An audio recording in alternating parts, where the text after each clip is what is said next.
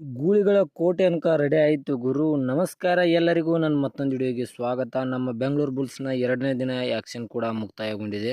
2 ದಿನದ ಆ್ಯಕ್ಷನ್ನಲ್ಲೂ ಕೇವಲ ನಮ್ಮ ಬೆಂಗಳೂರು ಬುಲ್ಸ್ ತಂಡವು 7 ಮಂದಿ ಆಟಗಾರರನ್ನು ಖರೀದಿ ಮಾಡಿದೆ.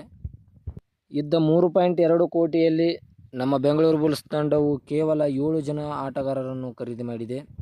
ಎಲ್ಲರೂ 14 ಮತ್ತು 15 ಪ್ಲೇಯರನ್ನು ಖರೀದಿ ಮಾಡಿದರೆ, ನಮ್ಮ ಬೆಂಗಳೂರು ಬುಲ್ಸ್ ಕೇವಲ 7 ಜನ ಪ್ಲೇಯರನ್ನು ಖರೀದಿ ಮಾಡಿದೆ. 1.10 ಲಕ್ಷವನ್ನು ಕೊಟ್ಟು ನಮ್ಮ ಬೆಂಗಳೂರು ಬುಲ್ಸ್ ತಂಡವು ಅಜಿಂಕ್ಯ ಪವಾರ್ ಅವರನ್ನು ಖರೀದಿ ಮಾಡಿತು. ಬರೀ ರೈಡರ್ಗಳನ್ನೇ ನಮ್ಮ ಬೆಂಗಳೂರು ಬುಲ್ಸ್ ತಂಡವು ಆಯ್ದುಕೊಂಡಿದೆ.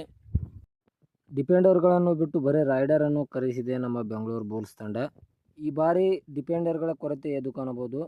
ಯಾಕಂದರೆ ಬರೀ ರೈಡರ್ಗಳನ್ನು ನಮ್ಮ ಬೆಂಗಳೂರು ಬುಲ್ಸ್ ತಂಡ ಖರೀದಿ ಮಾಡಿದೆ. ಪ್ರದೀಪ್ ನರ್ವಾಲಾ, ಅಜಿಂಕ್ಯ ಪವಾರ್ ಮತ್ತು ಜೈ ಭಗವಾನ್ ಅವರನ್ನು ನಮ್ಮ ಬೆಂಗಳೂರು ಬುಲ್ಸ್ ಅತ್ಯುನ್ನತ ರೈಡರ್ಗಳನ್ನು ಖರೀದಿ ಮಾಡಿದೆ. ರೈಡರ್ಗಳ